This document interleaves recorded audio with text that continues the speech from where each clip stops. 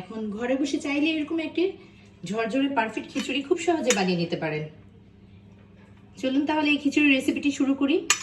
এখানে আমি 1 কেজি পরিমাণ বিফ নিয়েছি। চাইলে এখানে চিকেন, মাটন যে কোনো মিট নেওয়া যেতে পারে। আর মশলা হিসেবে আমি 1 চা চামচ পরিমাণ হলুদ, মরিচ, ধনিয়া, জিরা নিয়েছি। সব 1 চা চামচ পরিমাণ করে 5-6টা পেঁয়াজ, 8-10টা রসুন, কিছুটা আদা। এই আস্ত মশলাগুলোকে আমি একটু ছেঁচে তারপর মাংসের সাথে মিক্স করে রান্নাটা বসিয়ে দেব।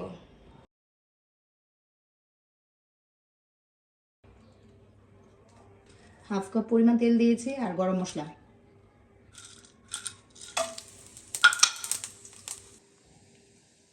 সমস্ত মশলা, আদা, রসুন, পেঁয়াজ সবকিছু দিয়ে মাখিয়ে এখন মাংসটা বসিয়ে দেব।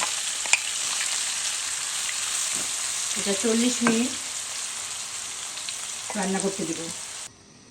এখন আমি এখানে কিছুটা মশলা, আস্ত মশলা দিয়ে দিব। একটা জয়ত্রীকের কিছুখানি নিয়েছি, জয়ত্রী, জায়ফল আর একটা স্টার অ্যানিস। মাংসটা যখন কিছুক্ষণ রান্না হয়ে আসবে ওই অবস্থা আমি আস্ত মশলাগুলো দিয়ে দিব, যাতে এটার অ্যারোমাটা ভালো থাকে।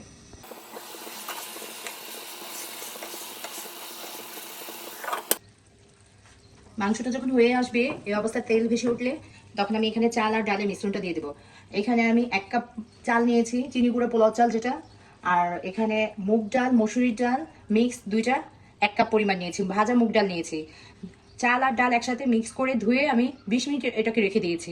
এখন আমি চাল আর ডালটা দিয়ে দেব। মাংসের সাথে চাল আর ডালটা খুব ভালোভাবে একটু মিশিয়ে 4-5 মিনিট ভেজে নেব।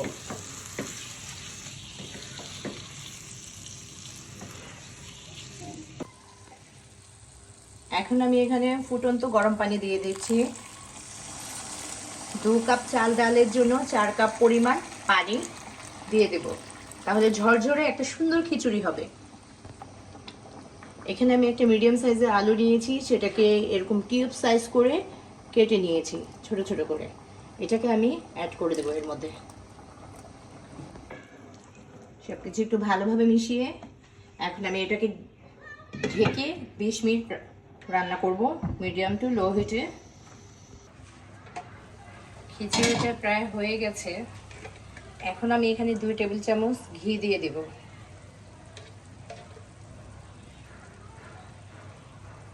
টেবিল চামচ ঘি দিয়ে একটু নেড়ে দিয়ে মিক্স করে আরো কিছুক্ষণ দমে দিয়ে দেব। খিচুড়ি হয়ে গেছে। একটা কাঁচামরিচ দিয়ে, ওয়াও, দেখুন ইয়ামি খিচুড়ি ডান। তা আজকের মতো এই পর্যন্ত। আল্লাহ হাফেজ। দেখা হবে পরের কোনো ভিডিওতে নতুন কোনো রেসিপির সাথে।